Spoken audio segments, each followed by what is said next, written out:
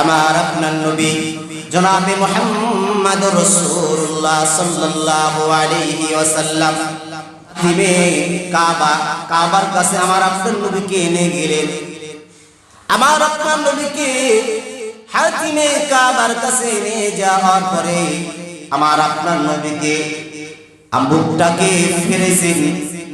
এই বুকটাকে ফাড়ার পরে আমার আপনার নবী জমজম পানি দিয়ে এই বুকটাকে পরিষ্কার করেছেন, ধুয়েছেন।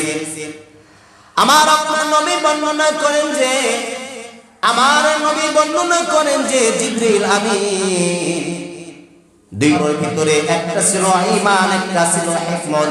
ওই হিকমত গুলো আমার আপনার নবীর এই ফাড়া বুকের ভিতর ঢেলে দিয়েছেন। দেওয়ার পরে বুকটাকে আপনার পোষণ করেছেন। করার পরে আমার আপনার নবীকে আল্লাহ রাব্বুল আলামিন কালামুল্লাহ শরীফে বর্ণনা করেছেন, সুবহানাল্লাযী ইয়াসরা বিআবদিহি লাইলাম মিনাল মাসজিদিল হারাম ইলাল মাসজিদিল আকসা। আমার আপনার নবীকে আল্লাহ পাক রব্বুল আলামিন বলছেন, সেই সত্তা, সেই মহান, যিনি তার বান্দাকে আল হারাম থেকে বাইতুল মুকদ্দাসে নিয়ে যায়। রাত্রি বেলায় বাইতুল মুকদ্দাসে আমার আপনার নবীকে বাইতুল আকসা মুকদ্দাসে নিয়ে যাওয়ার পরে ওই বাইতুল মুকদ্দাসে প্রত্যেকটা নবী এবং রাসূলকে আল্লাহ পাক রব্বুল আলামিন উপস্থিত করান। আমার আপনার নবীকে আমার আপনার নবীর ইমামতিতে প্রত্যেকটা নবী এবং রাসূল আমার নবীর ইমামতিতে নামাজ আদায় করেন। নামাজ আদায় করার পর আমার নবীর নাম হয় ইমামুল মুরসালিন খাতামুন নবিয়্যিন জনাবে রাসূলুল্লাহ সাল্লাল্লাহু আলাইহি ওয়াসাল্লাম।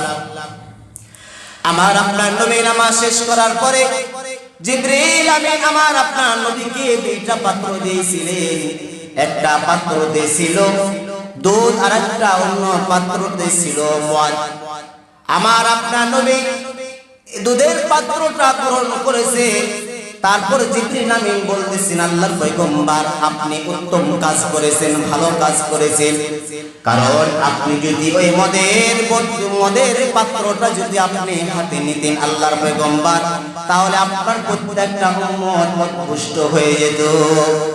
আল্লাহর পয়গম্বর, আপনি ভালো কাজ করেছেন, আপনি উত্তম কাজ করেছেন। ওই থেকে আমার আপনার নবীকে আমার আপনার নবী জনাবে মুহাম্মদ রাসূলুল্লাহ সাল্লাল্লাহু আলাইহি ওয়াসাল্লাম সালাতু ওয়াস সালামকে ওইখান থেকে একবার আসমানের দিকে সফর শুরু করেছেন জিবরিল আমিনের সাথে।